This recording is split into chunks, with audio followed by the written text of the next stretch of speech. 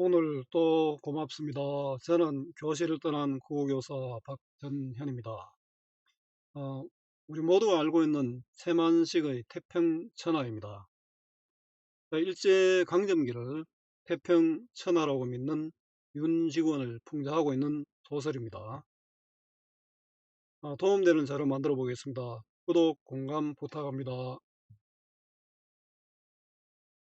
자, 길잡이입니다. 오늘 또 누구에겐가 아픔이지만 또 어떤 이에게는 태평천하일지 모르겠습니다. 사실 요즘 우리 지도층들이 오히려 일본 편을 들고 일본의 어, 잘못에 대한 반성을 촉구하기보다 일본이 그럴 수 있다라는 공공연히 말하고 있는 게 또 현실이죠. 이와 같은 현실을 또 지금 태평천하라고 생각하는 사람들이 있는지도 모르겠습니다. 참 안타까운 현실인데요. 우리는 지금도 해방된 지 좀 오래됐지만 친일파들이 그대로 우리 역사의 주역이 되면서 많은 왜곡이 있었습니다. 또 거기에 또 속아 넘어가는 국민들도 책임이 있겠죠. 자, 대주주 집안의 붕괴 과정으로 보여주는 식민지 조선의 현실 비판, 일제강점기를 태평천하라고 믿는 윤직원 풍자, 자, 최만식의 태평천하 해석입니다. 일제강점기는 우리 민족에게는 큰 상처이고 아픔입니다. 그러나 친일파 지배층에게는 태평천하였습니다. 어, 마찬가지죠. 전두환 시절에도 그 시절이 태평천하였던 사람이 있을 거고, 지금 또 윤석열 대통령 시절에도 어떤 사람은 또 뭐 부정적으로 이야기하지만 또 거기에 또 많은 이익을 추구하는 사람들은 윤석열 시대를 또 태평천하라고 말한 사람도 있을 겁니다. 일제강점기 윤직원 일가는 자신들의 이윤 추구와 주색 잡기에 빠져 있습니다. 작가는 그들을 추켜 세우는 듯 서술하는 방식으로 그들의 추악한 삶의 모습을 묘화하면서 그들의 삶이 비윤리적이고 반사회적인 삶이라는 것을 보여줍니다. 이를 통해 당대 사회의 모순과 중산층의 삶의 태도를 풍자하고 있습니다. 부정적 인물 윤직원을 부각함으로써 독자들이 지향해야 할 가치가 무엇인지 생각해 볼 수 있도록 합니다. 이걸 보고 윤직원이 정말 좋은 사람이다 이런 사람은 없겠죠. 윤직원의 삶을 보고 나는 어떻게 살아야 할 것인지를 생각하면 해보라는 뜻입니다. 함께 읽으면 좋은 작품 염상섭의 3대입니다. 동일한 시대 배경이고요. 또 가족도 이제 할아버지, 또 아버지, 손자 이런 3대의 이야기를 담고 있습니다. 태평천하도 그렇습니다. 이해의 배경입니다. 이 작품은 묘목은 사실 필요 없습니다. 천하태평천이라는 제목으로 연재된 소설로 뭐 이런 거는 물을 수도 없고 또 묻지도 않습니다. 보기에 주어지면 그걸 보고 해석할 수 있으면 됩니다. 윤직원 일가의 비윤리적이고 반사회적인 삶의 모습을 제시하여 당대 사회의 모순과 중산층의 삶의 태도를 풍자적으로 그리고 있습니다. 지금도 어떻게 보면 이 중산층 뭐 좀 사는 사람들이죠. 사는 사람들은 그 사람도 욕심도 많다 하잖아요. 있는 사람들이 더 뭐 하다고 자신들의 이익을 추구하는 경우가 굉장히 많습니다. 좀 없는 사람을 배려하고 이런 거 보다가 우리 100원 가지면은 99원 가지려면 100원 가지려고 1원을 탐낸다는 이야기 있지 않습니까? 참 그런데 그런 것들이 좀 사라지고 서로 함께 아픔을 생각하는 그런 사회가 되었으면 좋겠습니다. 작품에 등장하는 윤직원 일가의 사람들은 모두가 부정적으로 그려지고 있는데 작품에 등장하지 않는 사람이 딱 한 사람이 있습니다. 그 사람만 종학이죠. 종학만 긍정적 인물로 그려집니다. 이는 부패한 지방 수령이나 일제 식민지 체제에 안주하면서도 자신들의 이윤 추구나 주색 잡기에 급급한 모습으로 나타납니다.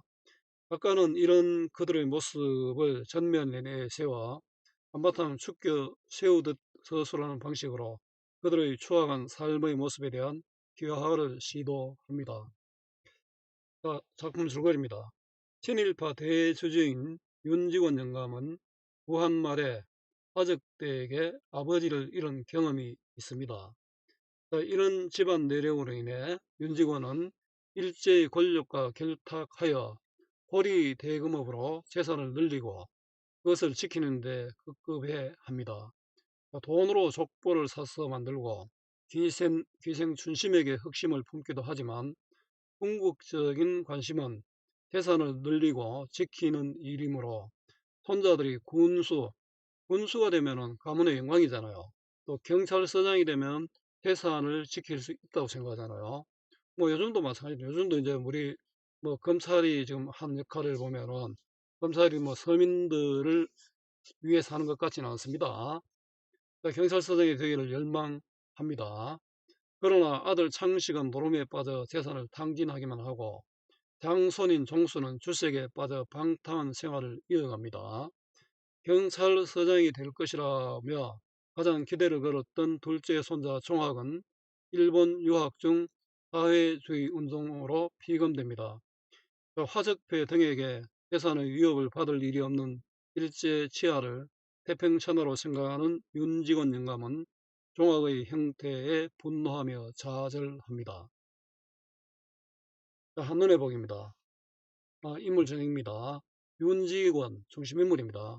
일제강점기를 태평천하로 생각하는 완고하고 독선적 인물입니다. 요즘도 독선적 인물들이 들어 보이죠. 돈과 권력의 결탁을 통해 일제강점기 사회에 적응하는 처세술을 보여줍니다. 윤리의식이 결여된 반사회적 인물이기도 합니다. 윤창식은 윤직원의 아들인데 괴하기 교육을 받았지만 현실에 적응하지 못하고 향락에 빠진 무능한 부잣집 아들입니다. 윤종수는 큰 손자입니다. 할아버지가 군수가 되기를 바라지만 아버지처럼 방탕한 생활을 합니다. 할아버지가 이제 윤직원이 군수가 되기를 바라는 것은 그래도 우리 집에 군수가 났다, 어떤 가문의 영광이다, 이런 이야기겠죠. 윤종학은 작은 손자인데 그 작품 속에 직접 등장하지 않지만 가장 긍정적으로 그려진 인물입니다. 작품 속에 등장하지 않는 인물인데 할아버지가 가장 믿는 인물로 경찰서장이 되기를 바랍니다. 경찰서장이 되면은 재산을 지킬 수 있다고 생각했죠. 그래서 그렇습니다. 일제시대 경찰은 뭐 굉장히 큰 권한을 가지고 있었습니다. 기대와 달리 사회주의 운동으로 체포되어 집안의 붕괴를 촉진합니다. 할아버지도 가장 많은 실망을 하죠. 대조적 인물 설정을 볼 수 있습니다. 긍정적 인물은 윤종학이 하나고 그 나머지 윤직원, 윤창식, 윤종수는 전부 부정적 인물입니다.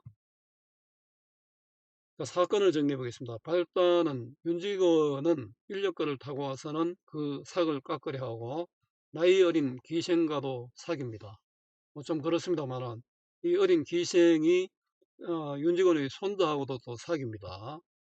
전개는 윤직원은 자신의 아버지가 구한말 화적들의 습격을 받아서 죽은 후 일제 권력과 결탁해 고리 대금업으로 돈을 모읍니다. 요즘 뭐 우리 코로나 시대에 또 이런 뭐 세계적인 금융 위기 시대에서도 가장 돈을 많이 버는 곳은 은행이죠. 은행은 뭐 상당히 많은 또 성과급까지 준다고 합니다. 자, 결정은 윤직원이 믿었던 종학이 사상관계로 잡혔다는 전보를 받습니다.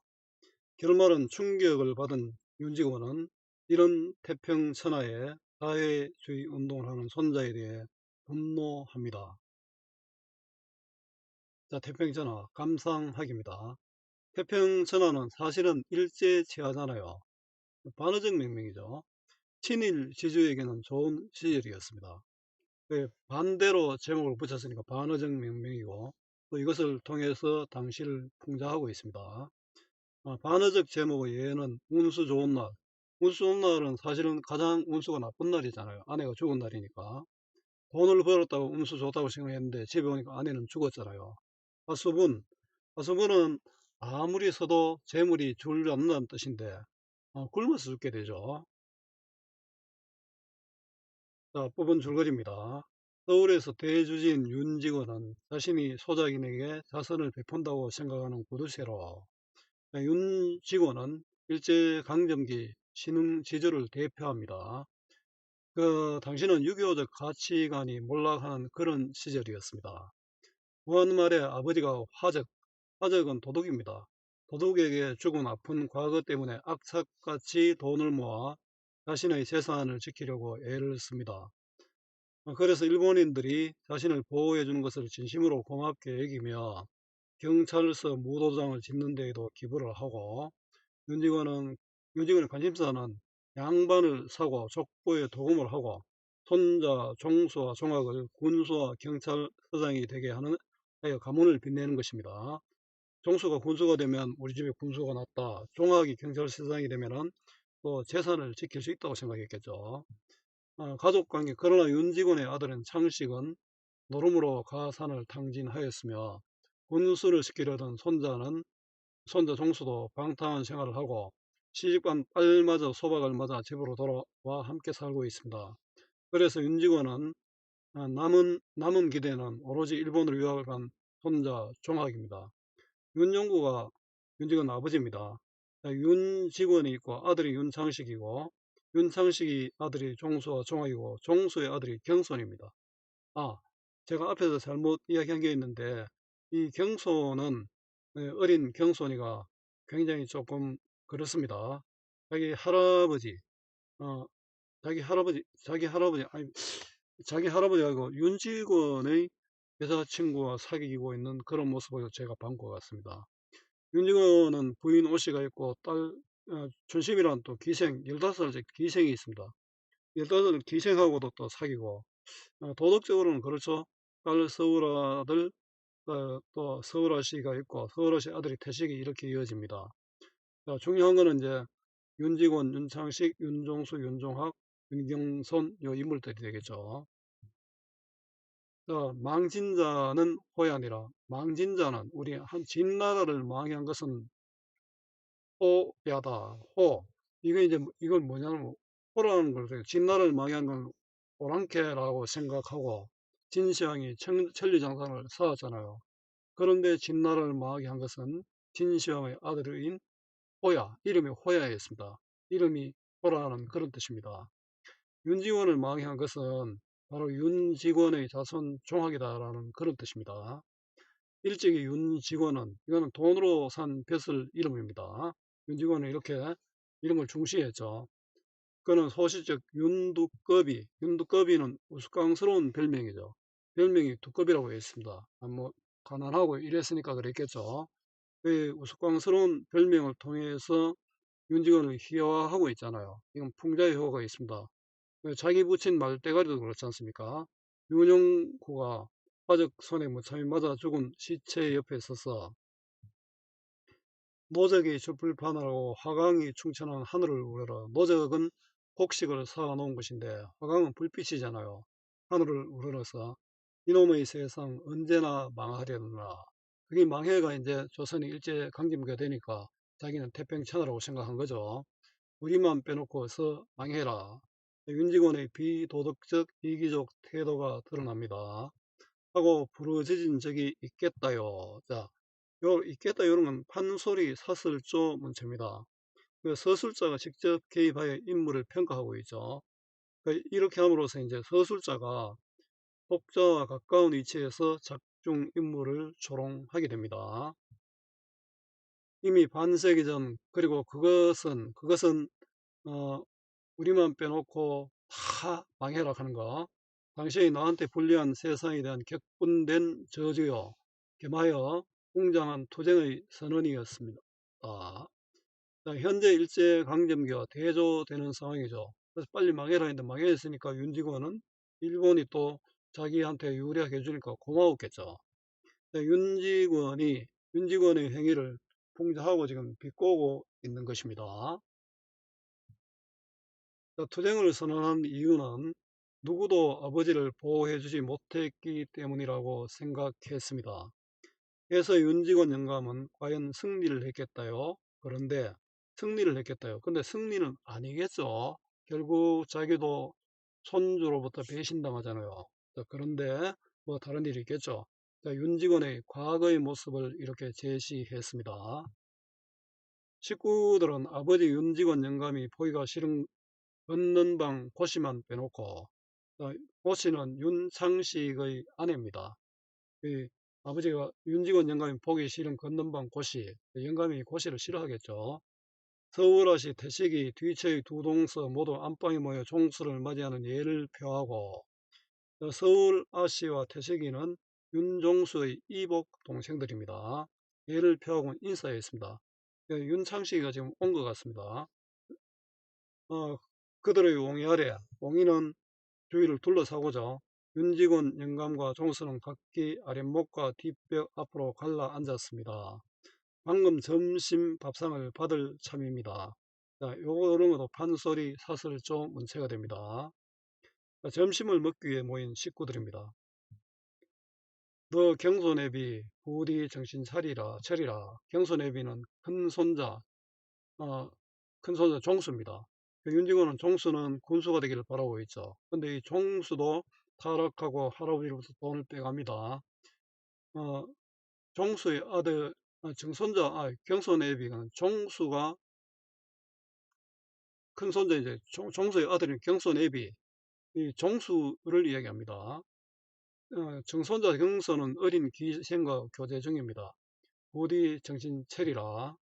윤직원 영감이 종수들어 곰곰이 훈계를 하던 것입니다. 종수는 자기 손자잖아요. 손자인데 손자가 이제 바람 피우고 이러니까 이렇게 꾸중하는 겁니다. 한 식구가 있는 데라 점잖게 경손애비지요. 정신을 차려야 할 것이 네가 암만 하여도 내 아우 종아기만 못해야 종아기가 더 낫다. 니는 아우보다 못하다. 종소의 동생으로 윤직원의 꿈입니다. 손자 이 종학은 작품에 등장하지 않지만 사회주의자이고 현실 문제 해결하려는 긍정적인 인물입니다. 종학이는 그놈이 재주도 있고 착실해서 너처럼 허랑하지도 않고, 종학에 대한 기대가 크죠. 허랑하지도 않고는 너는 거짓말도 잘하고 못난 놈이다. 그럴 뿐더러 내후년이면은 대학교를 졸업하지 않나. 내후년이면이지. 종학에 대한 믿음이 강하가요. 그런데 이 종학이 윤직원이 싫어하는 사회주의에 빠졌습니다. 네, 할아버지 앞에는 고민하죠. 돈을 받아가야 되니까요.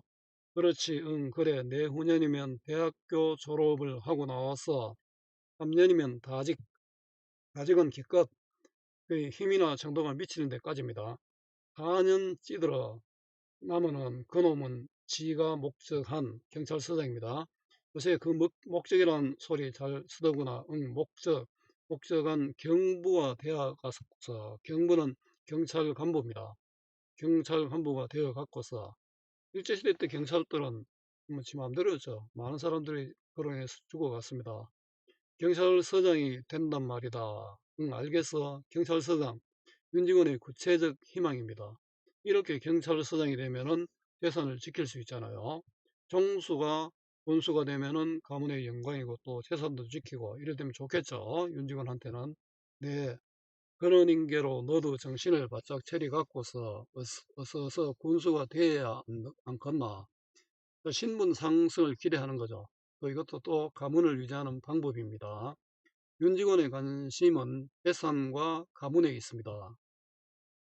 경찰서장이 지키고 군수는 가문의 영광이 되고 이렇습니다. 동생놈은 버젓한 경찰서장인데 형놈은 겨우 군 서기를 댕기고 있담. 남 부끄러워서 들기여.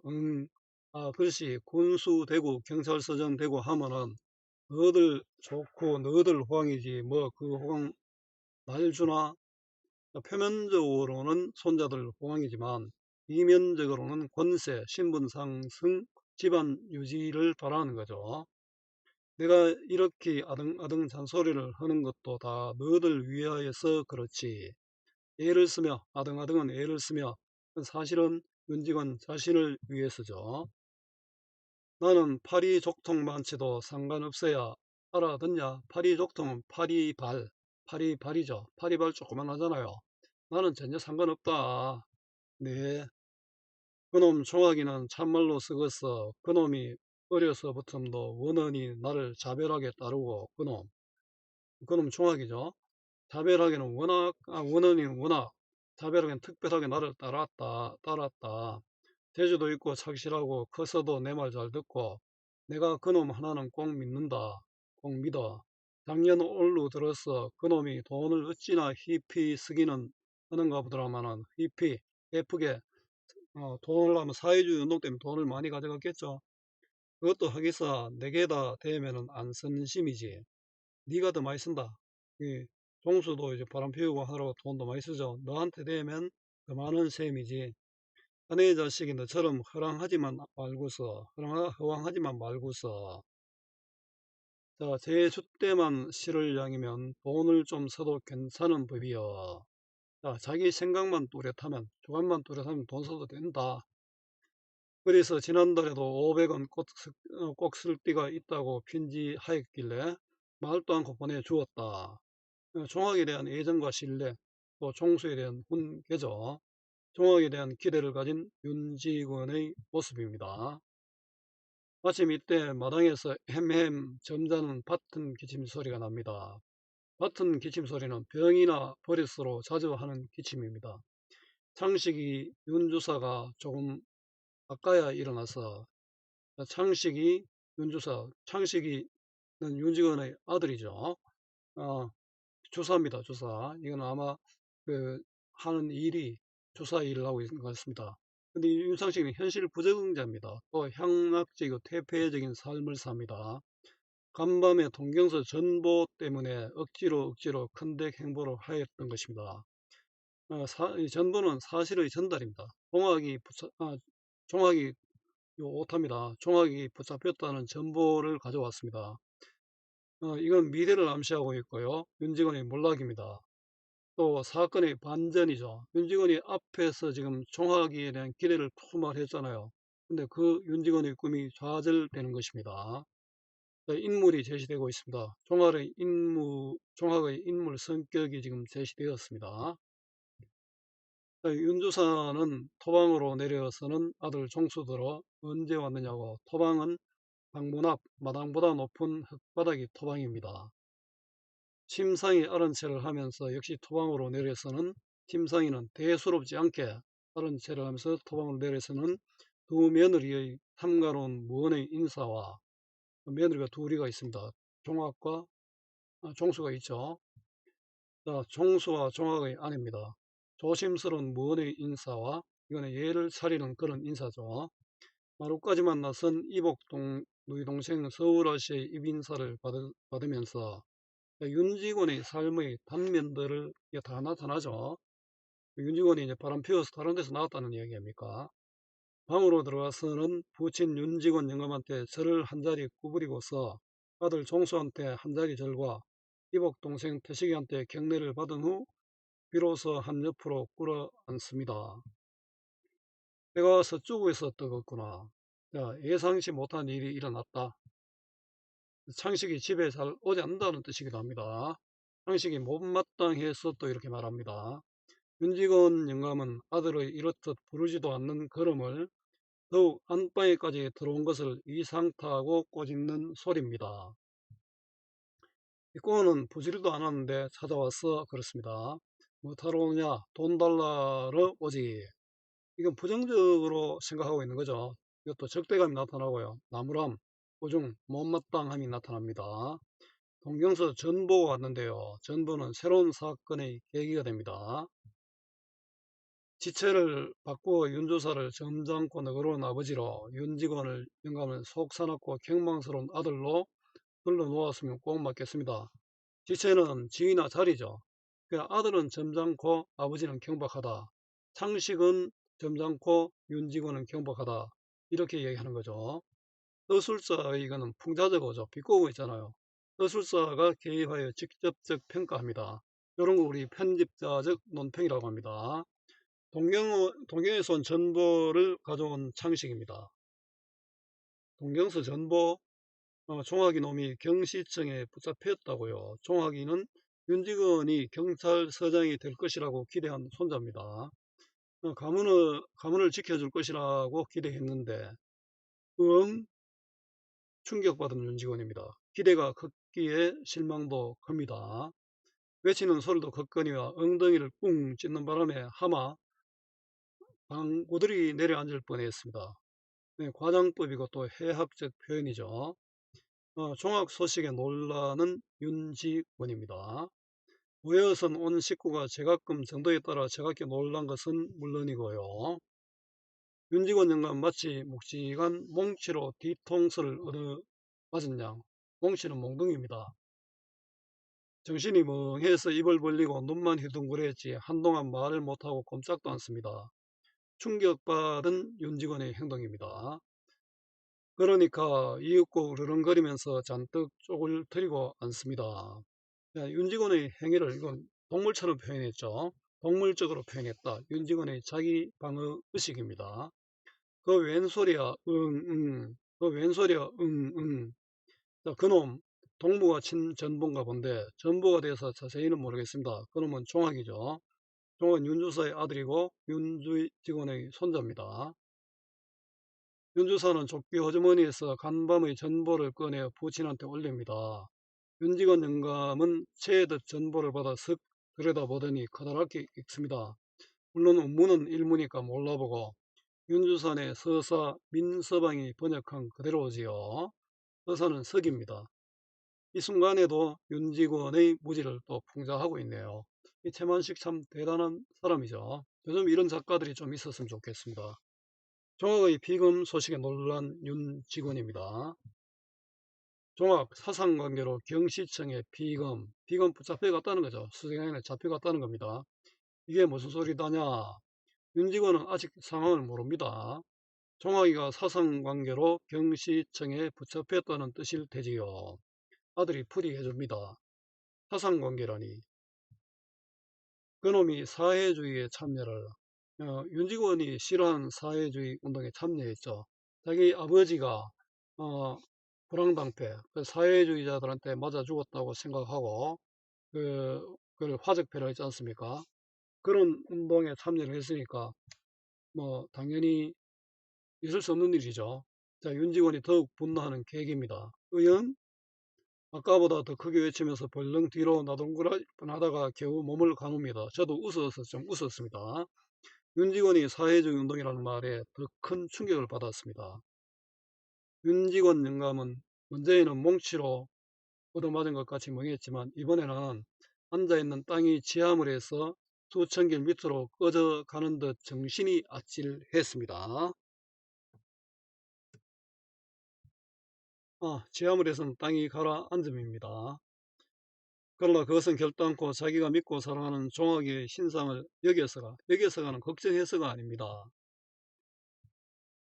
윤직원 영감은 시방 종학이가 사회주의를 한다는 그 한 가지 사실이 진실로 옛날의 드셌던 불황당패가 백길 천길로 침노하는 것보다 더 분하고 물론 무서웠던 것입니다. 침노는 침범이죠. 자, 요 윤직원부터 것입니다. 요까지는 윤직원은 과거에 불황당패로부터 약탈당한 경험이 있는데 그때 아버지도 돌아가셨죠. 불황당패보다 사회주의가 더 무섭다고 생각하고 있습니다. 자, 근본적인 개혁을 추구하는 사회주의에 대한 적대감입니다. 원래 가진 자들은 기존의 질서가 바뀌는 걸 싫어합니다. 왜냐하면 기존의 질서가 바뀌면은 자기들이 뭔가 피해를 입게 되겠죠. 손해를 보겠다고 생각하는 거죠. 진나라를 망할 자는 오랑캐라는 예언을 듣고서 변방을 막으려 만리장성을 샀던 진시황. 그는 진나라를 망한 자가 호가 아니요 그의 자식 호의 힘을 눈으로 보지 못하고 죽었으니 집안을 망치게 할 인물이 종학임을 암시합니다. 진나라를 망치게 할 게 진시황의 아들인 호해였던 것처럼 자, 오히려 행복이라 하겠습니다.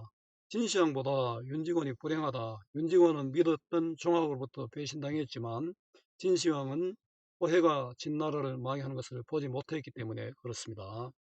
사회주의라니 사회주의 운동을 한 종학에 대한 경악과 분노가 나타납니다. 윤직원을 지켜 세우면서도 그의 행동이나 심리 등을 해학적으로 표현했죠. 그래서 조롱하고 경멸하고 있습니다. 이런 게 인물의 효화죠. 인물이 좀 바보스럽게 표현함으로써 그 식민사회의 잘못된 가치관과 세태를 풍자하고 있습니다. 이런 생각하는 사람은 많죠. 지금도 보면은 뭐 당연히 뭐 비정상인데 그게 당연하다고 가함을 지르는 사람들이 있지 않습니까? 좀 안타까운 현실입니다. 사회주의 운동을 하다가 비검된 종의 소식에 놀라는 윤직원입니다. 윤직원 영감은 사뭇 사람을 아무나 하나 잡아먹을 듯 집이 떠나게 큰 소리로 표현을 합니다. 표현은 사자나 뭐 동물들이 우는 거지 않습니까? 사뭇은 거리낌 없이 그렇다는 뜻이죠. 아주 공격적인 자세입니다. 종학에 대한 이 표현은 강한 분노를 담을 겁니다. 그놈이 사회주의를 하다니, 그게 참말이냐, 참말이에요. 그건 그놈이 작년 여름 방학 때 왔을 때부터죠. 그런 기미가 좀 배긴 했어요. 이건 윤주사의 이야기입니다. 그러면은 참말이구나, 그러면은 참말이요, 자, 윤직원 영감은 이마로 얼굴로 땀이 방울방울 배어오릅니다. 당황한 모습을 묘사하여 윤직원의 심리를 드러냅니다. 그런 처죽일 놈이 깎아 죽여도 아깝지 않을 놈이 그놈이 경찰서장 하라님께로 생판 사회주의 하다가 뎁다 경찰서에 잡혀 사육시를 할 놈. 자, 이거는 그 사육시는 재앙으로 죽고 목을 베일 놈이다. 너는 진짜 어, 천벌을 받을 기다. 이런 뜻이죠. 손자한테 이런 이야기를 했습니다. 종학에 대한 비난이죠. 그놈이 그게 어디 당한 것이라고 지가 사회주의를 휘어 부자놈의 자식이 무엇 때문에 뺏겨서 불황당패이더라. 불황당패는 불량배입니다. 윤직원의 사회주의에 대한 인식 바로 화적패죠.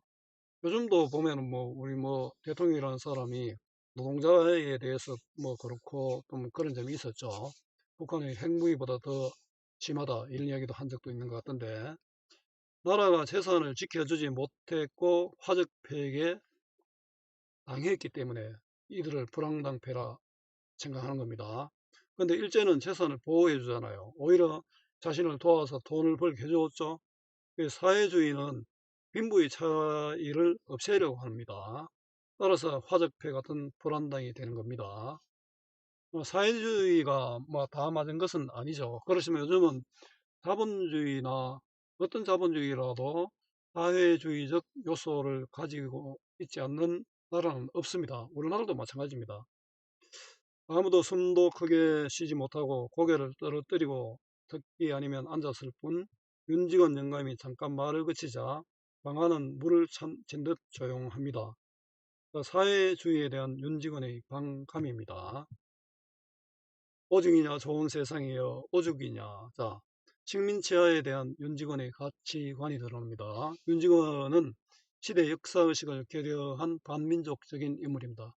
요즘도 뭐 이런 인물이 있는 것 같습니다. 뭐 구체적인 말은 하지 않겠습니다. 뭐 시대 관계없이 뭐 나온 대로 죽이는 사람 한 사람 있죠. 윤직원 영감은 팔을 부르거든 주먹으로 땅바닥을 땅 치면서 성난 황소가 영각을 하듯 고함을 지릅니다. 영각은 황소의 울음입니다. 굉장히 크게 암소는 묵묵하지만 황소는 막 굉장히 좀 소리가 그렇습니다. 셉니다.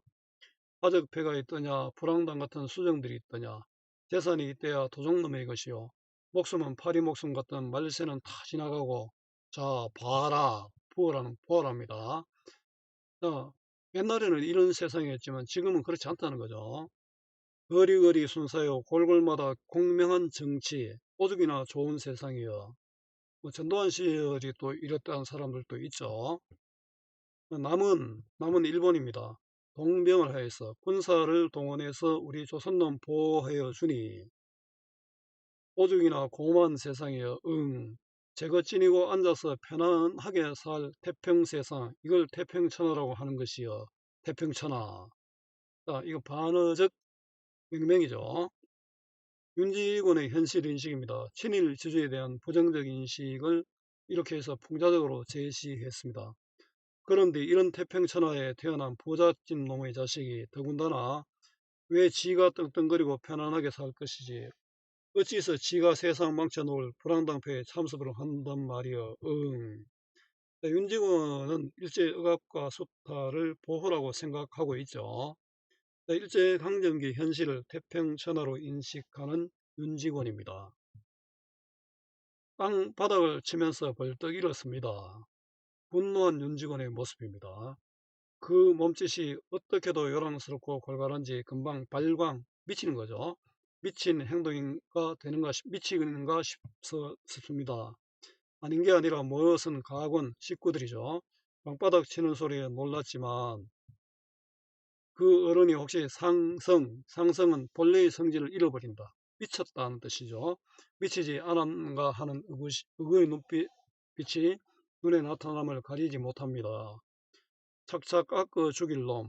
그놈을 내가 핀지허에서 100년 징역입니다. 살리려고 할 걸 100년 징역 살리려고 할 테요. 징역은 징역이고요. 사랑하는 손자지만 배신한 종학에 대한 분노입니다. 뭐냐, 그놈을 삼천석거리는 직분하여 주려고 하였더니, 재산을 나누어 주려고 하였더니, 뭐냐, 그놈 삼천석거리는 톡톡 팔아서 경찰서에다가 사회주의 하는 놈 잡아 가두는 경찰서에다가 주워버릴 것. 죽일 놈. 종학에 대한 극단적 분노입니다. 마지막 죽일 놈 소리는 차라리 울음소리에 가깝습니다. 윤직원의 절망과 좌절감이 나타나죠. 종학에 대한 기대, 경찰서장에서 반전이 되었죠. 경찰에 잡혀갔고요. 좌절, 사회주의 운동을 했으니까 좌절하게 됩니다. 이 태평천하에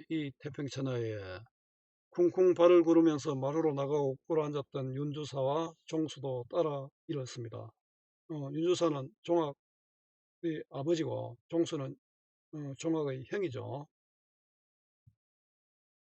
그놈이 만석군 집 자식이 세상 만천을 사회주의 불황단표에 참석을 히어 죽일 놈 죽일 놈. 연애에 부르는 죽일 놈 소리가 차차로 사랑께로 멀리 사라집니다.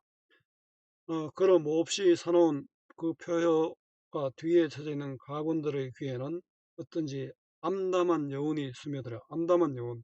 윤직원 집안의 암담한 분위기죠. 가뜩이나 얻은 얼굴들을 면면상고, 면면상고는 말없이 얼굴만 바라본다는 뜻이죠. 말할 바를 잊고 몸둘 곳을 둘러보게 합니다. 몸둘 곳도 없다는 뜻이죠. 마치 장수의 죽음을 만난 군졸처럼. 장수가 죽으면 군졸들은 막막하겠죠. 이런 상황을 통해 가족들의 심리, 불안감 이런 걸 드러내고 있죠.